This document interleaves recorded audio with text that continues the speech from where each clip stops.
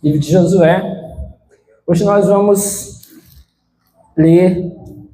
Não precisa bater palma e vibrar e ficar, sabe? Mas nós vamos ler 2 capítulos hoje, tá? Calma, não fique eufórico. Josué capítulo 16 e capítulo de número 17. Depois eu vou explicar para vocês o porquê dos 2 capítulos. Todos acharam? Capítulo 16, a partir do versículo de número 1. As terras distribuídas aos descendentes de José iam desde o Jordão, perto de Jericó, a leste das águas de Jericó, e daí subiam pelo deserto, até a serra que vai de Jericó a Betel. De Betel, que é Luz, iam para o território dos Arquitas, em Atarote, desciam para o oeste até o território dos Jafletitas, chegando à região de Bet-Horon Baixa, e prosseguiam até Gezer, terminando no mar. Assim os descendentes de Manassés e Efraim, filhos de José, receberam a sua herança. Este era o território de Efraim, clã por clã. A fronteira de sua herança ia de Atarote Adar, a leste, até Bet-Horon Alta, e prosseguia até o mar. De Micmetá, ao norte, fazia uma curva para o leste até Tanat e Siló, e passando por ela ia até Janoa a leste. Depois descia de Janoa para Atarote e Naarate, encostava em Jericó e terminava no Jordão. De Tapua, a fronteira seguia rumo oeste até o ribeiro de Caná e terminava no mar. Essa foi a herança da tribo dos Efraimitas, clã por clã, que incluía todas as cidades, com os seus povoados, separadas para os Efraimitas na herança dos Manassitas. Os cananeus de Gezer não foram expulsos e até hoje vivem no meio do povo de Efraim, mas são sujeitos a trabalhos forçados. Estas foram as terras distribuídas à tribo de Manassés, filho mais velho de José. Foram entregues a Maqui, filho mais velho de Manassés. Maqui, pai de Gileade, guerreiro valente, recebeu Gileade e Bazã. Também foram dadas terras para os clãs dos outros filhos de Manassés: Abiezer, Eleque, Asriel, Siquém, Éfer e Semida. Esses são os filhos homens de Manassés, filho de José, de acordo com os seus clãs. Zelofeade, porém, filho de Éfer, neto de Gileade, bisneto de Maqui, trineto de Manassés, não teve nenhum filho, somente filhas. Seus nomes eram Maalá, Noa, Ogla, Milca e Tisa. Elas foram ao sacerdote Eleazar, a Josué, filho de Nun, e aos líderes e disseram: o Senhor ordenou a Moisés que nos desse uma herança entre os nossos parentes. Josué deu-lhes então uma herança entre os irmãos de seu pai, de acordo com a ordem do Senhor. A tribo de Manassés recebeu 10 quinhões de terra, além de Gileade e Bazã, que ficam a leste do Jordão, pois tanto as filhas de Manassés como os filhos dele receberam herança. A terra de Gileade ficou para os outros descendentes de Manassés. O território de Manassés estendia-se desde Azer até Micmetá, a leste de Siquém. A fronteira ia dali para o sul, chegando até o povo que vivia em Tapua. As terras de Tapua eram de Manassés, mas a cidade de Tapua, na fronteira de Manassés, pertencia aos Efraimitas. Depois, a fronteira descia até o ribeiro de Caná. Ao sul do ribeiro havia cidades pertencentes a Efraim que ficavam em meio às cidades de Manassés, mas a fronteira de Manassés ficava ao norte do ribeiro e terminava no mar.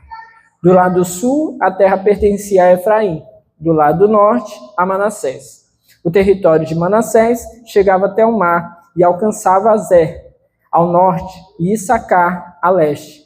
Em Issacar e Aser, Manassés tinha também Bet-Sean e Bileã e as populações de Dor, Endor, Taanac e Megido, com seus respectivos povoados.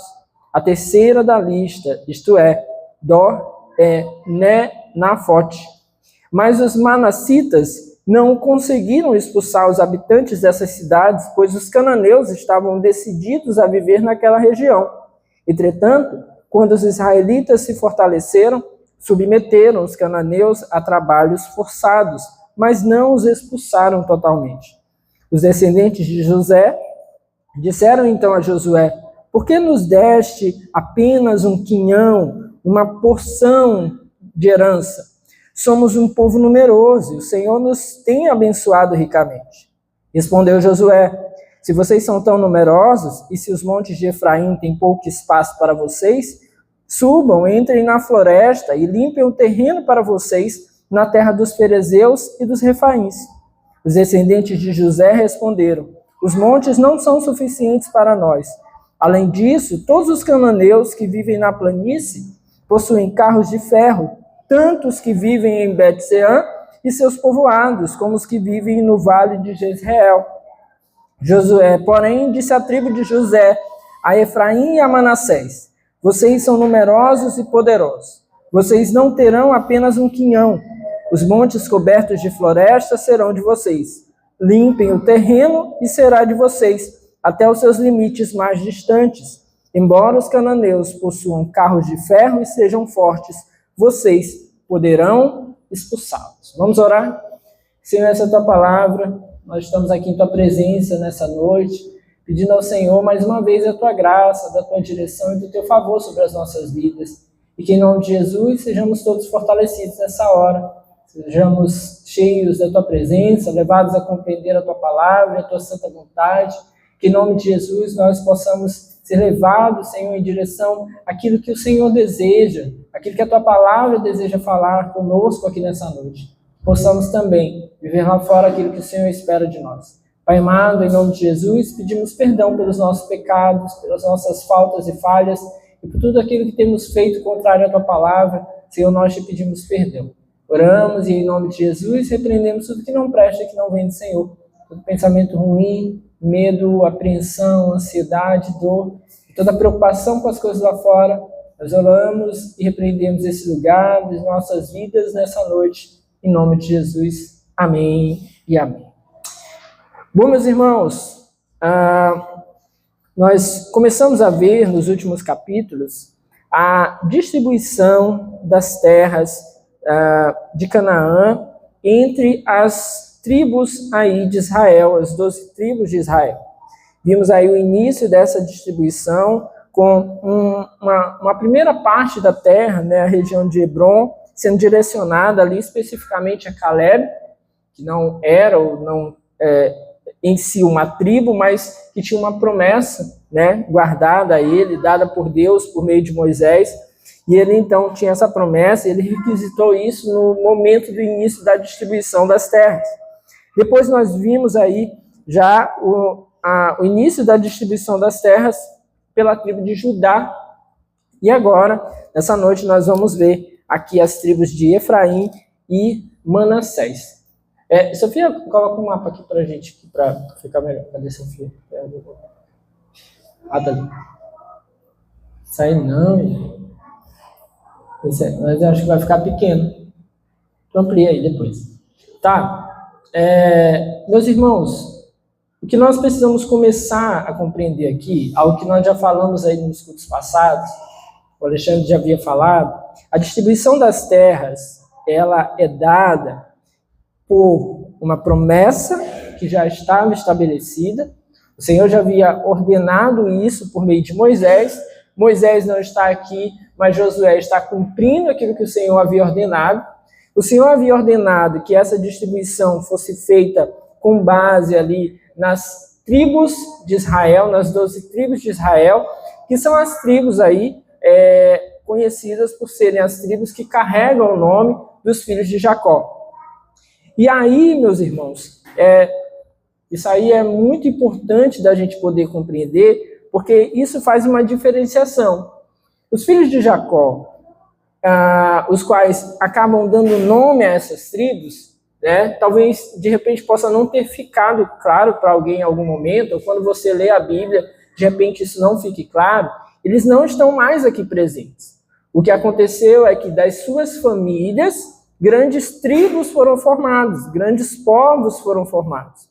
Eram famílias, a priori, que foram crescendo, e o povo de Israel, então, se tornou esse povo ali formado por essas, vamos dizer assim, grandes famílias. Então, de cada família surgiu ali uma, depois denominada, tribo, né, que foi esse crescimento desses povos. Então, eles se identificavam ali por essas tribos, mas, ao mesmo tempo, eles conviviam ali conjuntamente, especialmente porque estavam eles ali trilhando, especialmente no momento ali do deserto, estavam trilhando todos juntos, chegam, então, até a terra de Canaã, chegam juntos ali, mas, a partir daquele momento, a terra será distribuída entre esses povos, entre essas tribos. Então, é isso que está sendo feito aqui. É isso que está sendo narrado agora no livro de Josué, essa distribuição das terras entre as tribos, que carregam aqui, então, várias particularidades. Muita coisa boa, mas também muitos equívocos que eles acabaram cometendo, demonstrando aí também aí as falhas do povo de Israel. Hoje, em especial, nós vamos ver aqui alguns equívocos cometidos por essas tribos aqui de Efraim e Manassés. Um detalhe aí especial, também não sei se você pegou bem isso aí nos cultos passados, Efraim e Manassés não eram filhos de Jacó, eram filhos de José. Então eram netos de Jacó. Porém, receberam ali a possibilidade de se tornarem tribos, né? As tribos, então, se tornaram as tribos de Efraim e Manassés, em vez de ser uma única tribo de José. Porque lá em Gênesis conta essa história, depois você pode ir lá e procurar e dar uma lida. Jacó abençoou Efraim e Manassés. Então, essa possibilidade deles conduzirem, né, e depois não pessoalmente, mas darem nome aí a essas tribos, essas duas tribos, ela vem pelo fato de que eles foram abençoados lá atrás. Então, eles carregam também essa promessa da parte de Deus dada a eles, e eles, então, são que levam aí agora o nome das duas tribos em lugar de José.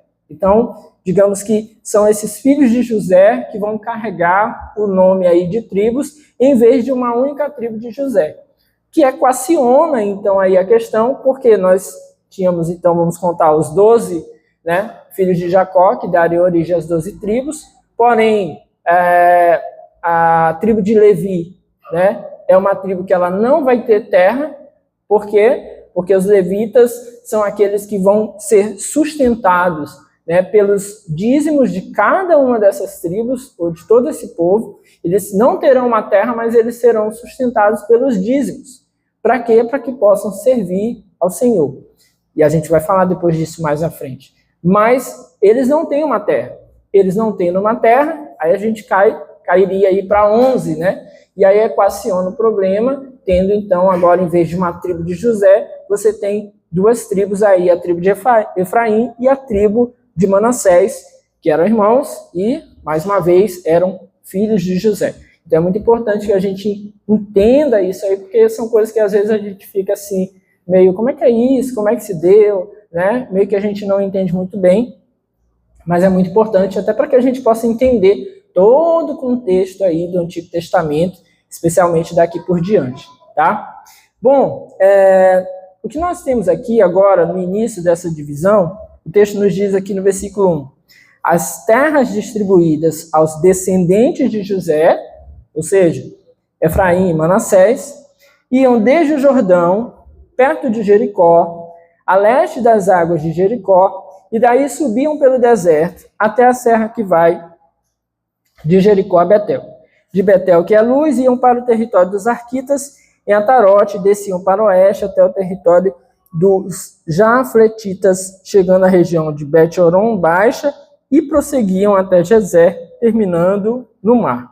Então, basicamente, na hora que eu ia falar, agora eu vou voltar. Tá, basicamente o que nós temos aqui é toda essa extensa região. Veja só que semana passada a gente falou da tribo de Judá, que nós falamos, era uma tribo muito proeminente, né? Daqui saem grandes nomes. Agora a gente vê pela divisão territorial que provavelmente se deu também grande valor as tribos de Manassés, que ficou com um grande território, era uma grande tribo, e Efraim, que também ficou numa região aqui bem central, né? Então perceba assim, o tanto de terra que eles acabam tomando, se a gente considerar, por exemplo, que José fosse uma tribo, né, considerando aqui os seus 2 filhos, seria a maior faixa territorial.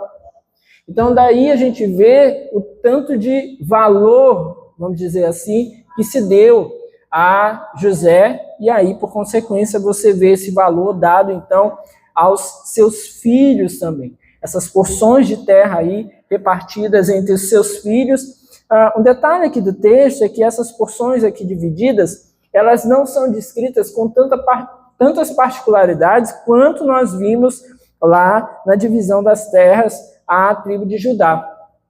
Há uma descrição menor aqui, não se fala assim, a respeito dos limites, né, delimita ali as fronteiras, cumpre ali o seu papel de delimitar essas fronteiras, mas não se fala com tanta particularidade aí a respeito, especialmente das cidades que estavam ali por dentro de todo esse território. Eram inúmeras cidades aí dentro desse território, e não se fala tanto assim, então, dessas particularidades. Por que disso? Não sabemos, não tem um motivo claro aqui para ser apontado, né? Por que não foi tão falado assim? Fato é que, diz o versículo 4, assim os descendentes de Manassés e Efraim, filhos de José, receberam a sua herança. E agora o texto ele começa, então, a descrever, no capítulo 16, as terras de herança à tribo de Efraim, e no capítulo 17, as terras de herança à tribo de Manassés. Veja aí o início do texto, a partir do versículo 5, sobre as terras dadas à tribo de Efraim. Este era o território de Efraim, clã por clã. Aí a única parte onde se faz uma especificação. A fronteira de sua herança ia de Atarote Adar, a leste, até Bet-Horon Alto, e prosseguia até o mar. De Micmetá, ao norte, fazia uma curva para o leste, até Taanat e Siló, e passando por ela ia até Janô, a leste. Depois descia de Janoa para Tarote e Naarate, encostava em Jericó e terminava no Jordão. De Tapu, a fronteira seguia rumo ao oeste até o ribeiro de Caná, terminava no mar. Essa foi a herança da tribo dos Efraimitas, né, que vem de Efraim, clã por clã, que incluía todas as cidades, seus povoados separadas, com seus povoados separadas para os Efraimitas na herança dos Manassitas. Bom, então esse é o território dado aí aos Efraimitas. Então, nós vimos, não tem tanta descrição, não tem tantas particularidades, tem um detalhamento aí do que cumpre aí o seu propósito de tentar aí delimitar as regiões, embora, meus irmãos, algumas questões. Primeiro, as cidades que compunham essa região, grande parte delas não fazem mais parte dos nossos tempos atuais. Foram praticamente todas elas completamente devastadas. Então, daí nós tiramos que esse texto, ele com certeza tinha um sentido, assim como teve o capítulo passado, tinha um sentido para aquele povo, para aquele tempo, para aquelas gerações próximas à geração dos escritos. Então, para eles, isso cumpria um papel muito importante. Então, se cumpriu esse papel. Para nós, particularmente no que diz respeito ao quesito aí ilustrar essas divisões, não é uma coisa que você diga assim, vou viajar lá para Israel e vou encontrar aqui esses lugares delimitados.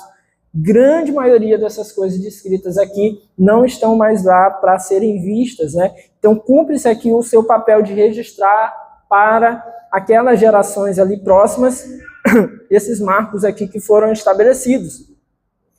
Mencionam-se aqui também, dentro dessas cidades, algumas cidades que estavam separadas.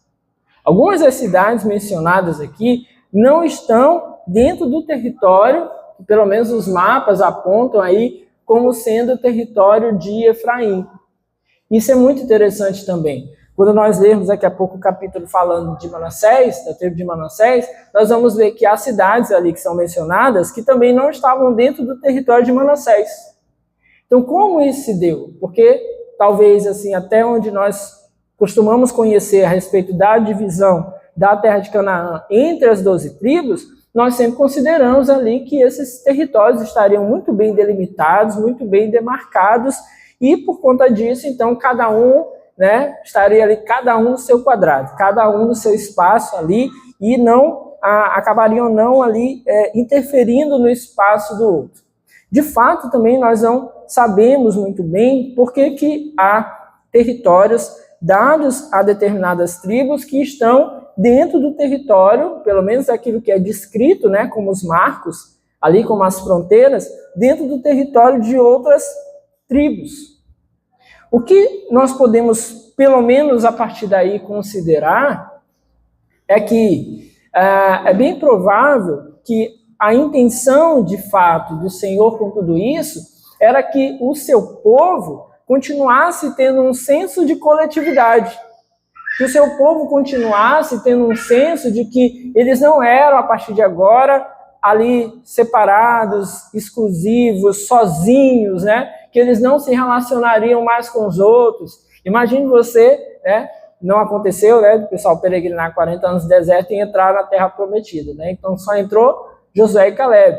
Mas imagine você peregrinar 40 anos no deserto, o tempo todo dizendo assim, não vejo a hora de chegar lá na minha terra, para eu ficar na minha cidade, não encontrar mais esse irmão, essa irmã, que vai lá para outra tribo. Imagina um rancor no coração de uma pessoa dessa.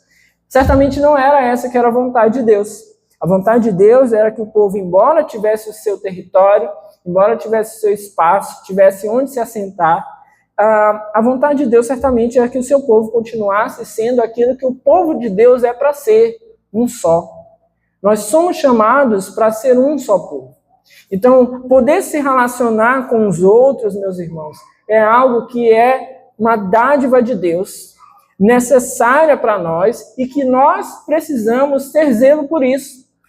Nós precisamos fazer valer, então, essa possibilidade que nós temos de poder nos relacionar com o povo de Deus de uma maneira geral, com outros irmãos, com pessoas de outras igrejas, compreendendo as suas particularidades, diferenças, compreendendo aí a forma como cada um acaba sendo e convivendo, respeitando, acima de tudo, a própria palavra de Deus, estabelecendo um limite de acordo com a palavra de Deus, ou seja, aquilo que eu aceito dos meus irmãos, aquilo que eu posso compreender, não pode ir além daquilo que a palavra de Deus diz.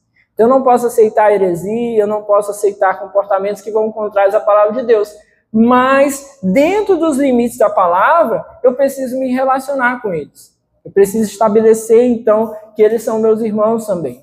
Nós não somos, por exemplo, uma igreja aqui, separada, que não se relaciona com ninguém, que não fala com ninguém, que não quer saber de ninguém.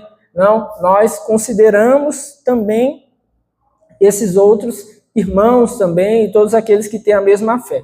Então, certamente, uma das vontades, vamos dizer assim, de Deus era isso.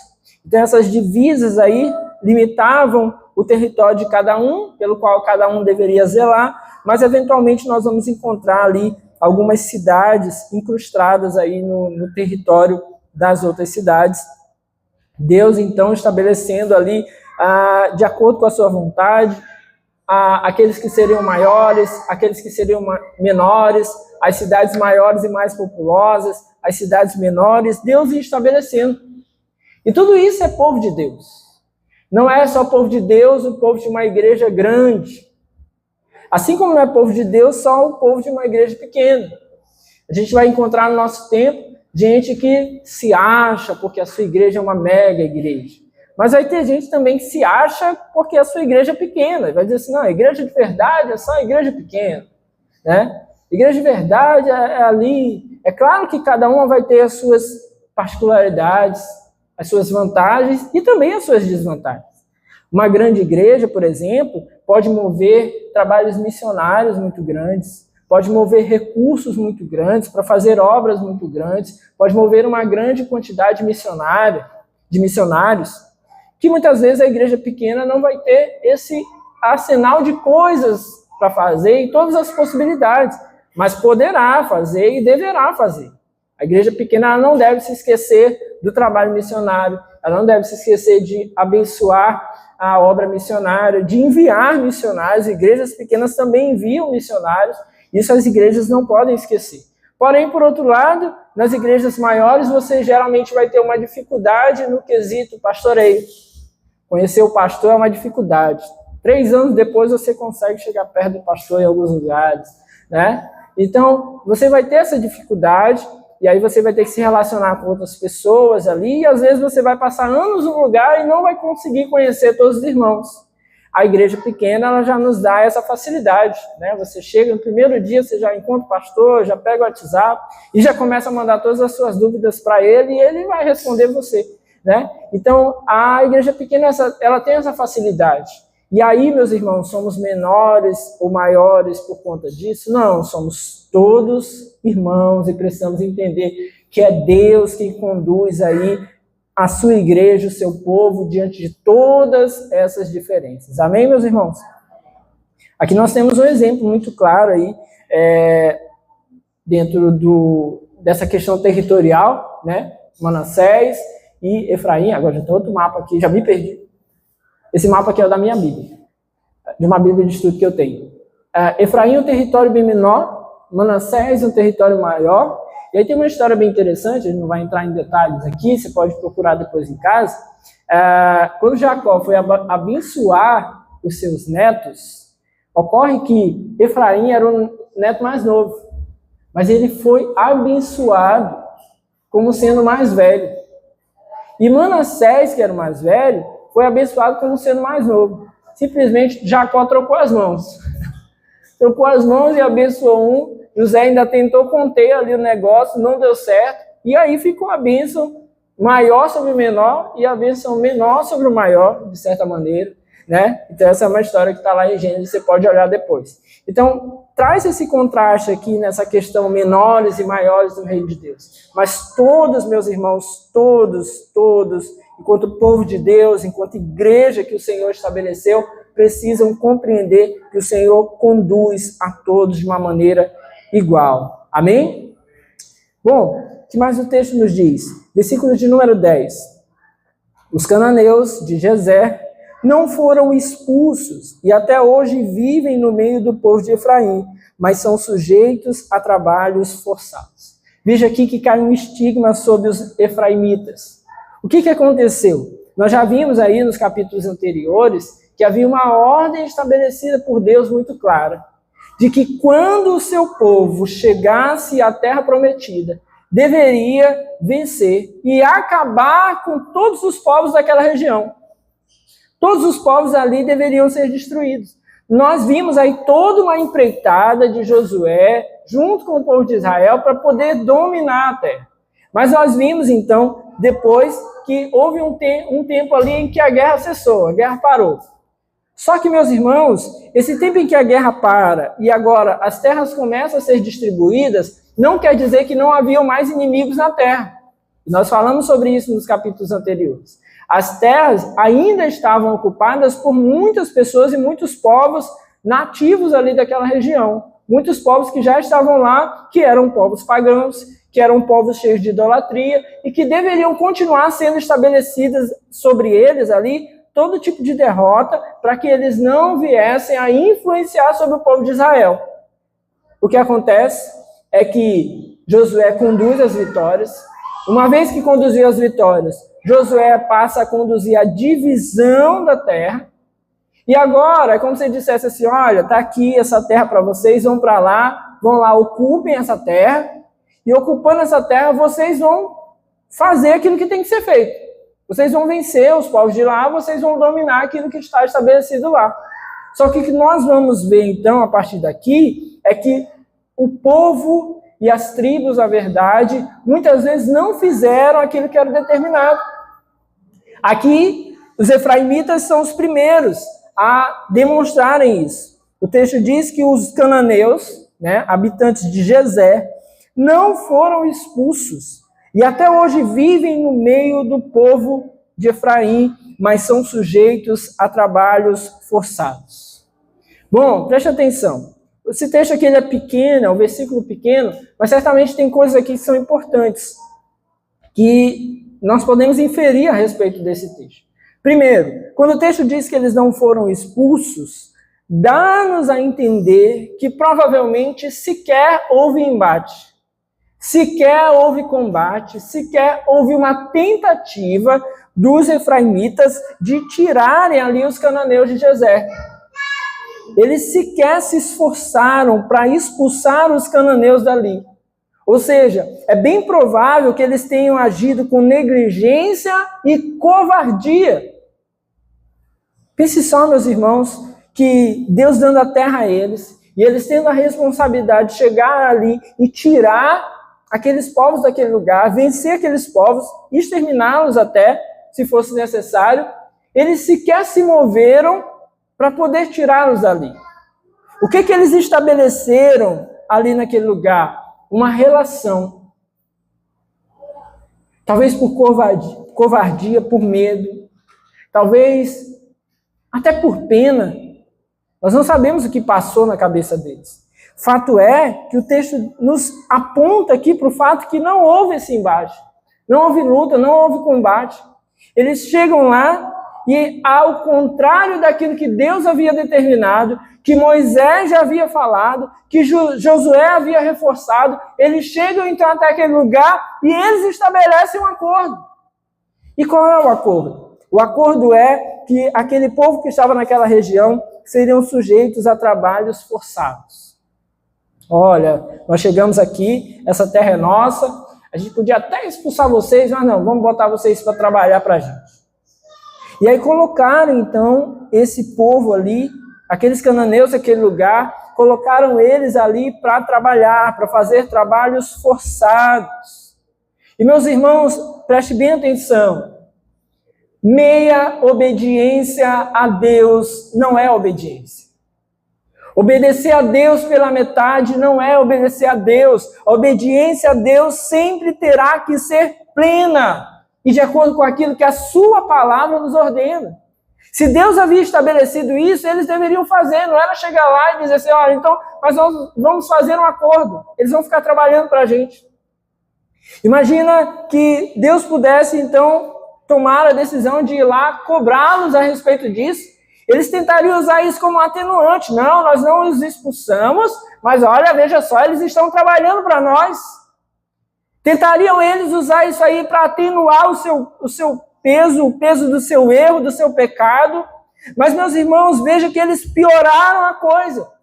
Porque além de lhes faltar zelo, além de lhes faltar ali amor, zelo pela palavra de Deus, por aquilo que Deus havia ordenado, o que eles fizeram, eles ainda procuraram se aproveitar daquilo que estava ali errado, para que eles pudessem tirar benefício.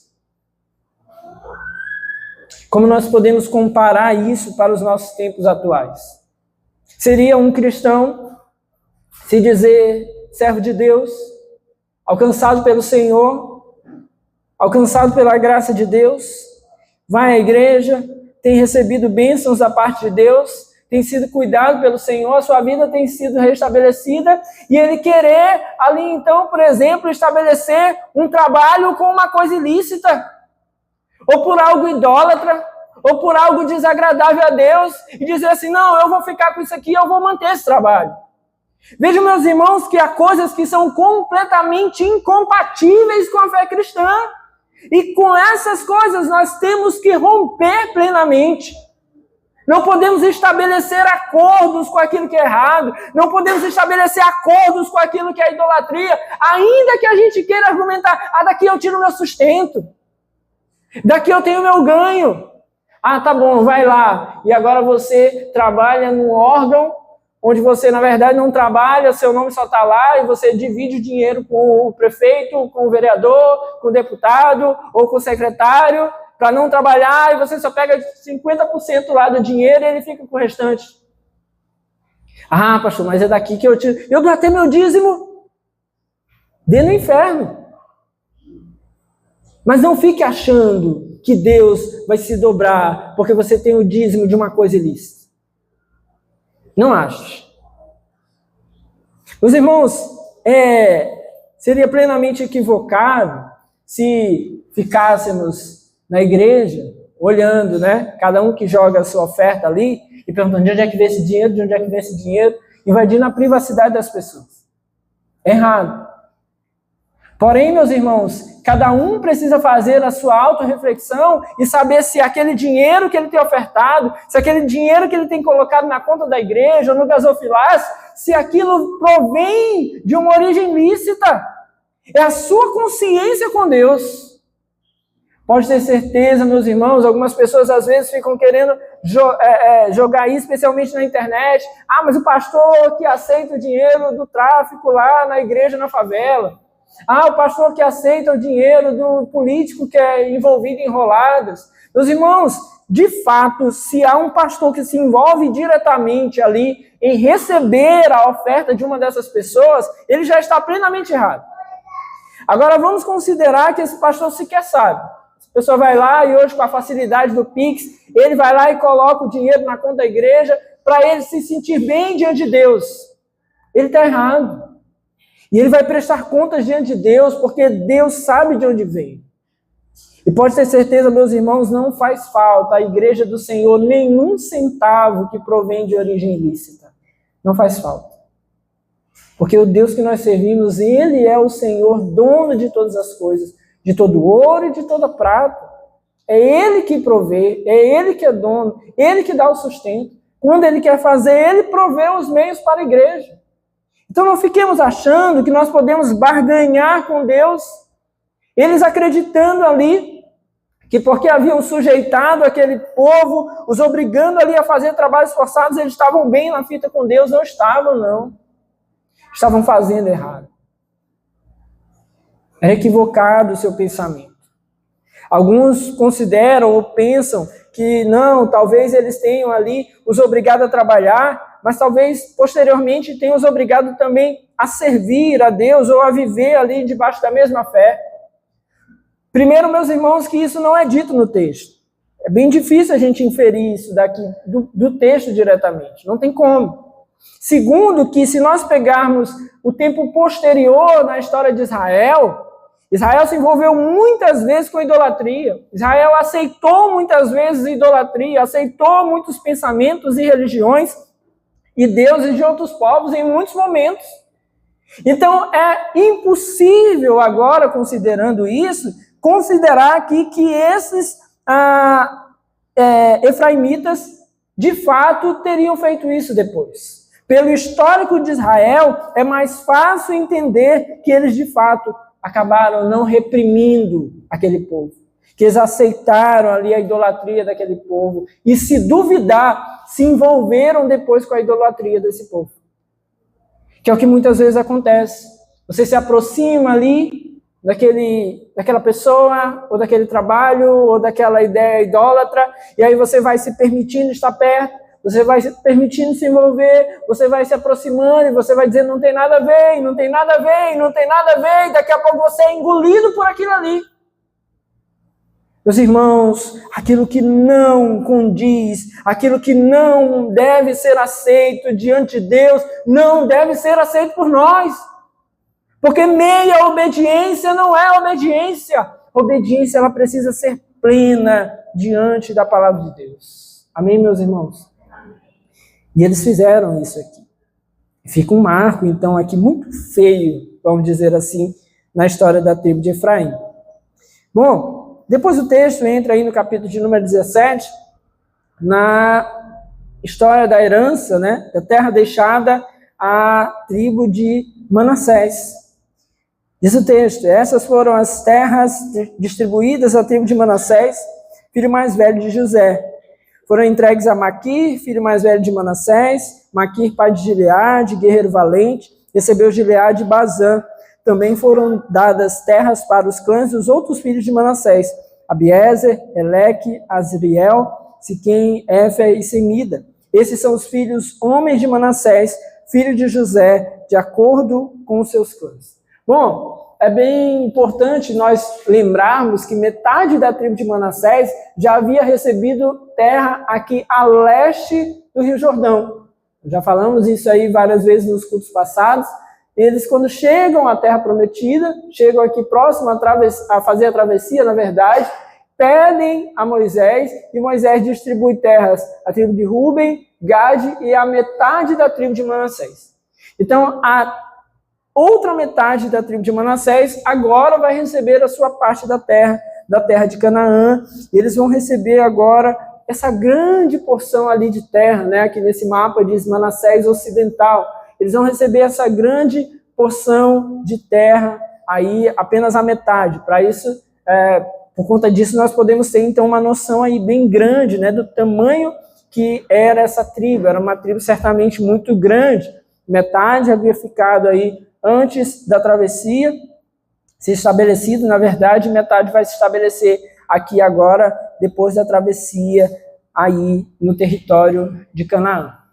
A parte do lado do Jordão, aqui a oeste agora, ela vai ser dividida aí em 10 famílias. Veja o texto a partir do versículo 3. Zelofeade, porém, filho de Éfer, neto de Gileade, bisneto de Maquir, trineto de Manassés, não teve nenhum filho, somente filhas. Seus nomes eram Malá, Noa, Ogla, Milca e Tisa.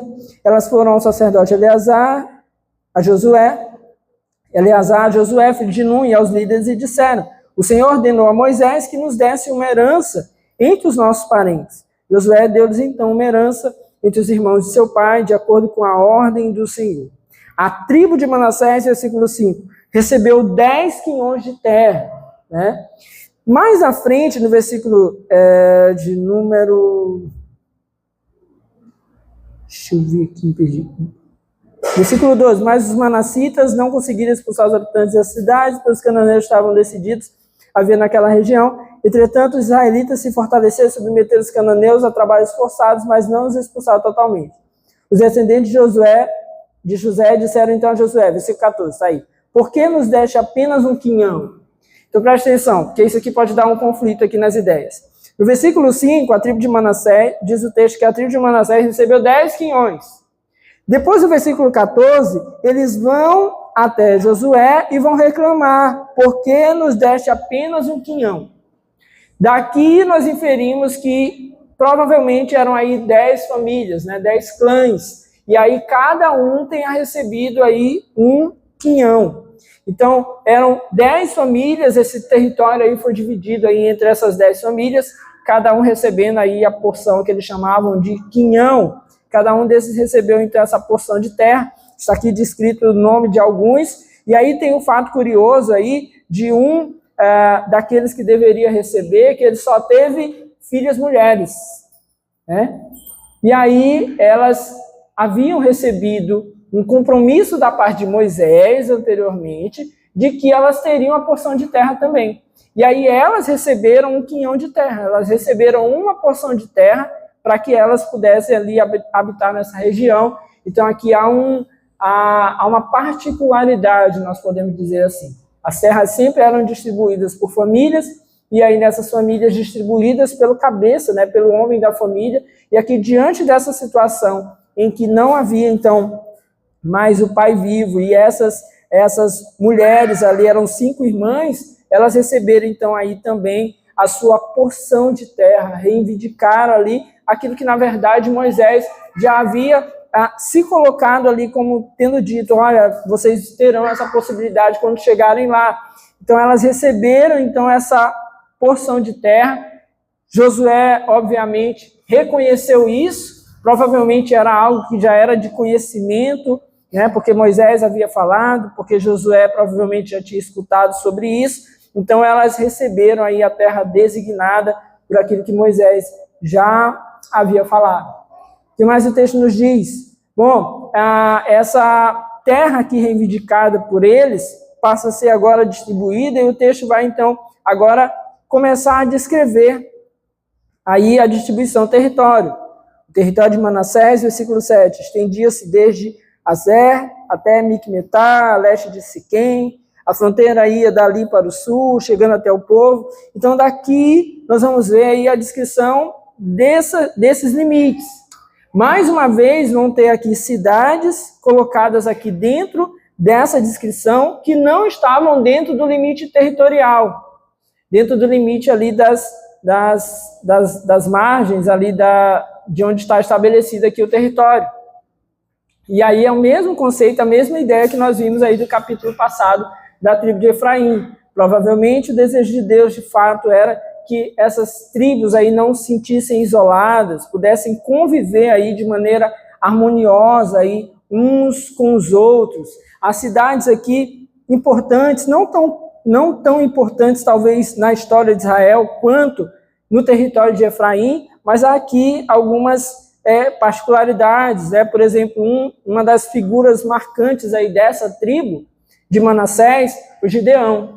Gideão, ele é um que sai da tribo de Manassés, é algum participante, na verdade, um membro da família de Manassés. Então, um dos nomes aí importantes e algumas cidades aqui também importantes dentro desse território, dentro desse vasto território. Mas veja só, meus irmãos, quando a gente chega no versículo de número 12, o texto nos diz: mas os manassitas não conseguiram expulsar os habitantes dessas cidades, pois os cananeus estavam decididos a viver naquela região. Entretanto, quando os israelitas se fortaleceram, submeteram os cananeus a trabalhos forçados, mas não os expulsaram totalmente. Vemos aqui que a história se repete. Uma pequena diferença. Parece-nos aqui que, de fato, a tribo de Manassés ainda tentou, ainda desejou expulsar. Mas o que o texto nos aponta é que os cananeus venderam caro aí essa derrota.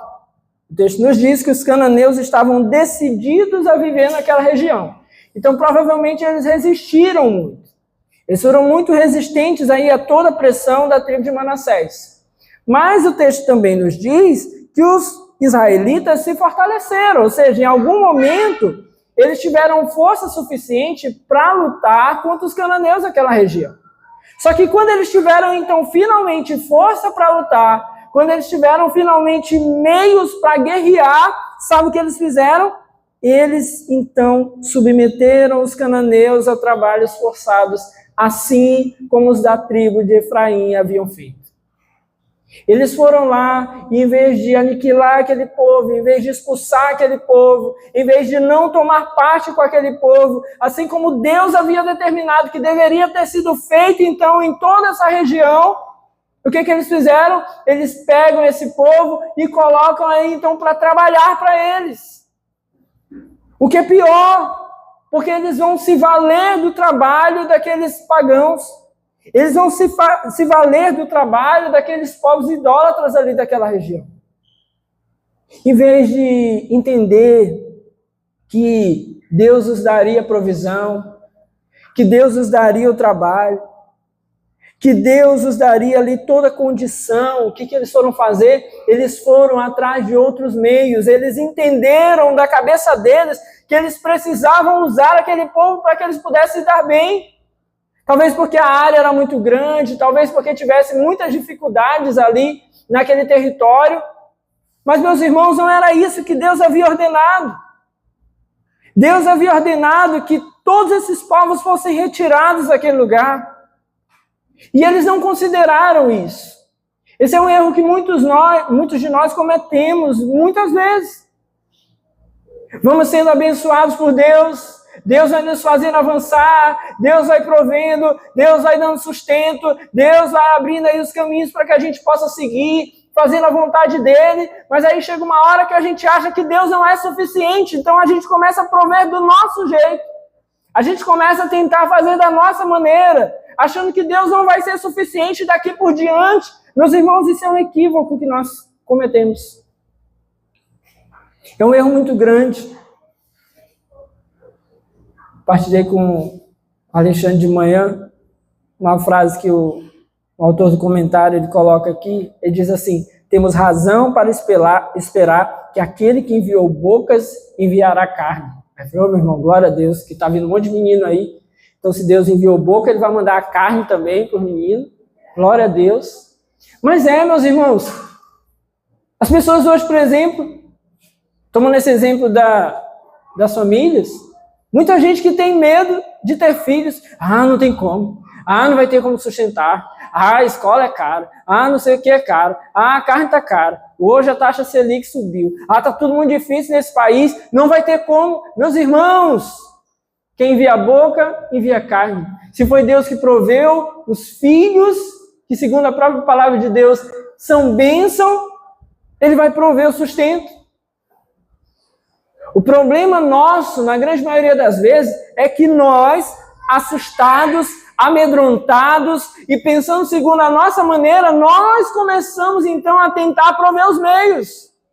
Em vez de eles ocuparem aquela terra e viver de acordo com a vontade de Deus, expulsarem aqueles povos de lá e confiarem que Deus os daria toda a condução, o que eles fazem? Eles chegam naquele lugar e quando finalmente conseguem ali dominar o povo da região, eles pensam assim, não, então vamos usá-los, olha, vamos precisar do trabalho de vocês. Porque talvez a gente não consiga, talvez a nossa provisão seja pouca, então nós vamos forçá-los a trabalhar. E eles então colocaram aquele povo ali daquela região, os cananeus daquela região, para trabalhos forçados, mas diz o texto que não os expulsaram totalmente. Não os expulsaram totalmente. Meus irmãos, nós precisamos expulsar tudo aquilo que é contrário à vontade de Deus da nossa vida. Tudo. Ainda que nos dê um pouco de sustento, ainda que nos dê um pouco de provisão por algum tempo, não aceite qualquer coisa que possa querer se colocar no lugar de Deus para você. Que possa querer dizer assim, olha, sou eu que estou dando a provisão e não é Deus. Sabe qual é o problema, por exemplo, de quem vive desejoso por ganhar na loteria? Exatamente esse. Eu não confio em Deus, não confio na sua provisão, e porque eu não confio em Deus e não confio na sua provisão, eu preciso todos os dias ficar nessa busca incessante, porque eu só vou ser feliz, eu só vou conseguir as coisas que eu quero, eu só vou alcançar uma casa boa, um carro bom, um sustento para minha família melhor, quando eu ganhar esse montão de dinheiro aqui. Como se Deus, meus irmãos, não pudesse suprir as nossas necessidades, como se Deus não nos desse o trabalho, como se Deus não nos desse os clientes, como se Deus não abrisse as portas para a provisão do meio do nosso lar e da nossa família. Como se Deus não pudesse fazer isso. Esse é o grande problema. O problema não é alguém que um dia pegou lá e despretensiosamente anotou ali, e estava tanto faz como tanto fez. Mas aqueles que sistematicamente colocam ali a sua esperança, aqui é um grande problema. Sempre que nós damos a qualquer outra coisa o lugar que só deveria ser dado a Deus, nós estamos equivocados. Então confie. Confie no Deus que provê. Você não precisa dos meios errados. Você não precisa dos meios ilícitos, ainda que hoje você não veja outra maneira. Jogue fora. Rompa. Queime. Queime. E se coloque à disposição de Deus. E veja então Deus agir. Veja Deus prover. Veja Deus dar os meios, os caminhos, mas que nós, meus irmãos, possamos obedecer a Deus. O texto diz, versículo 14, que os descendentes de José disseram então a Josué, por que nos deste apenas um quinhão, uma só porção de herança? Somos um povo numeroso e o Senhor nos tem abençoado ricamente. Olha só, eles começaram a se queixar. Josué está pouco. Nós somos um povo grande. Isso aqui é pequeno para a gente. Por que a gente está se queixando que Deus deu, meus irmãos? Deus sabe aquilo que a gente precisa ter. Deus sabe o que a gente pode carregar. Deus sabe o que a gente pode manter. Sabia disso? Tem gente que é doido para ter uma casa grande e não cuida da casa pequena. Tem gente que é doido para ter coisas maiores, mais vastas, melhores, em diversas áreas, mas não é zeloso com aquilo que tem. Deus sabe exatamente até onde nós podemos ir. Tem gente que é louco para ser promovido, para liderar lá na sua empresa, mas é um trabalhador preguiçoso, que não se esforça, não tem dado resultado. Por que Deus te colocaria lá? Porque não tem outros que são mais capacitados do que você ou do que eu? Por que a gente pode chegar e dizer, ah, Deus, não, eu que tinha que estar lá? Quem somos nós para isso? A tribo de Manassés começou a reclamar. Mas olha a resposta de Josué. Se vocês são tão numerosos, versículo 15, e se os montes de Efraim têm pouco espaço para vocês, subam, entrem na floresta e limpem o terreno para vocês na terra dos ferezeus e dos refaíns. Ou coisa que mata o preguiçoso é dizer que ele tem que trabalhar para conseguir o que ele quer. Ah, vocês são grandes? Ah, tá pouco para vocês? Tem uma terra ali, sobe lá, limpa tudo, capina no lugar lá, e aí lá vocês se estabelecem lá.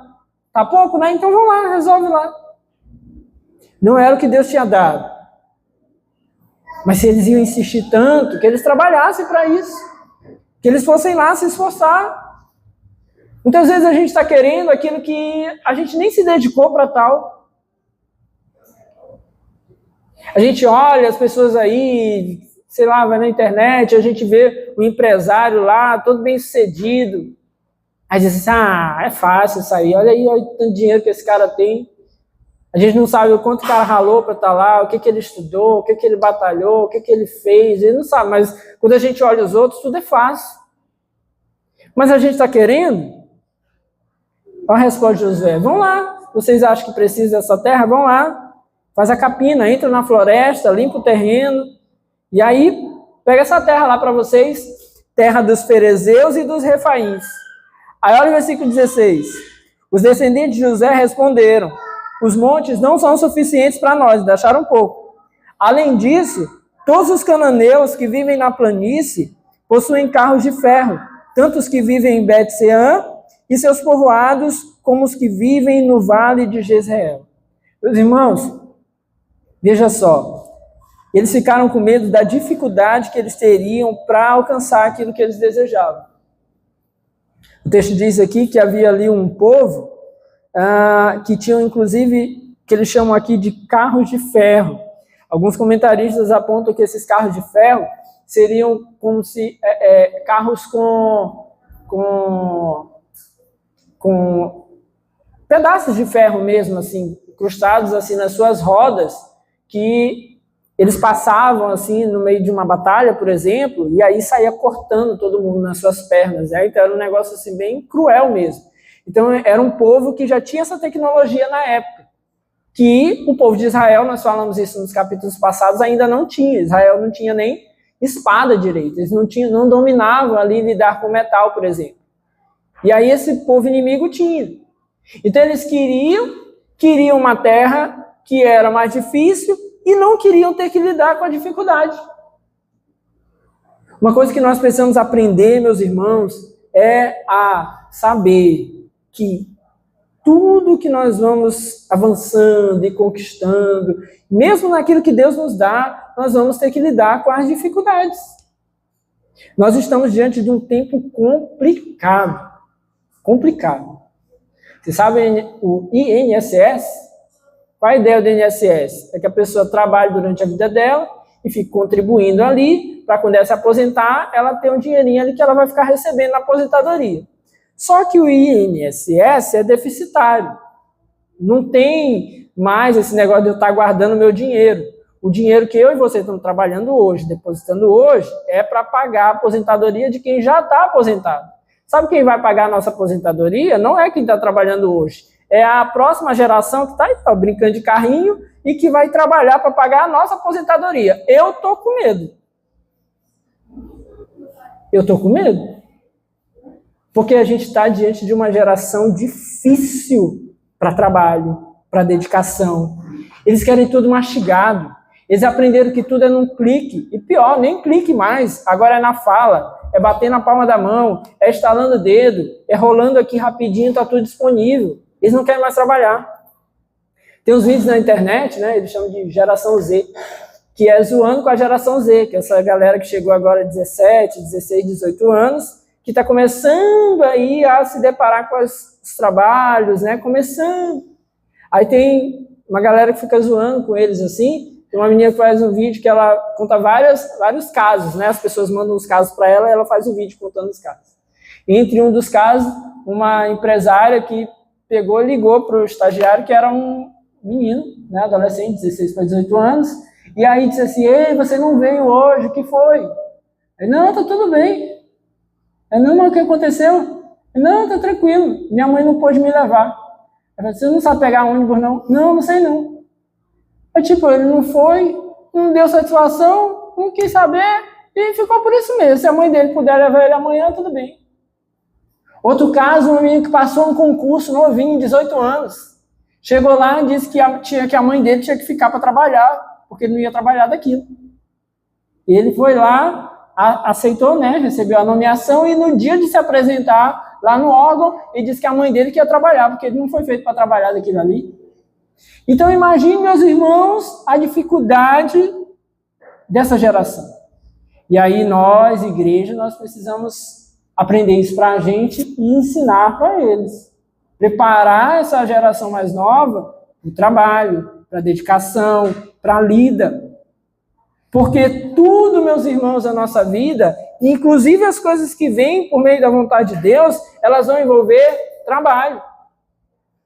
A pregação é para a salvação, transformação das vidas, para que as pessoas sejam alcançadas.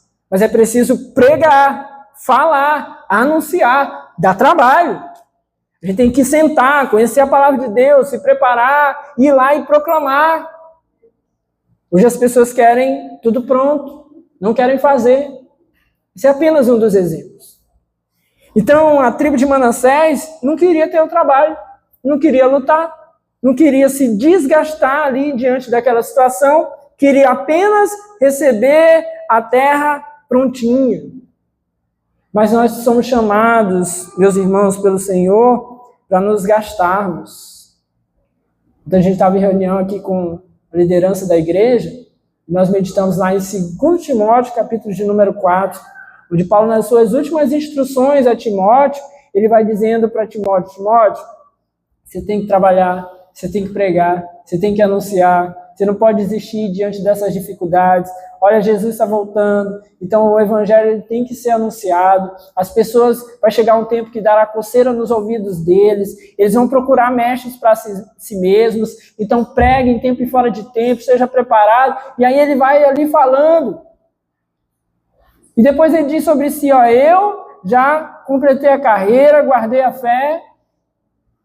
Então Paulo tinha trabalhado, tinha se dedicado, abriu muitas igrejas, pregou o evangelho e estava ensinando Timóteo a continuar. Timóteo é com trabalho, a pregação é com trabalho, anunciar o evangelho é com trabalho. A gente não pode se acostumar a vir para a igreja, sentar aqui, e o momento do culto é muito bom, meus irmãos, mas a vida da gente não é só vir para a igreja e sentar aqui, tem que ter trabalho, amanhã de manhã tem que pregar para o vizinho, tem que pregar para alguém em casa, tem que sentar para ensinar os filhos, tem que falar com quem a gente tiver oportunidade. Nós precisamos proclamar o evangelho, é trabalho. Então não ficarmos achando que tudo vai ser uma maior facilidade na vida da gente. O Senhor nos chama a agir. 17. Josué, porém, disse à tribo de Josué, a Efraim e a Manassés, disse aos dois, vocês são numerosos e poderosos. Vocês não terão apenas um quinhão. Os montes cobertos de florestas serão de vocês. Limpem o terreno e será de vocês, até os seus limites mais distantes. Embora os cananeus possuam carros de ferro e sejam fortes, vocês poderão expulsá-los. E por que Josué fala isso agora às duas tribos, com toda certeza, meus irmãos?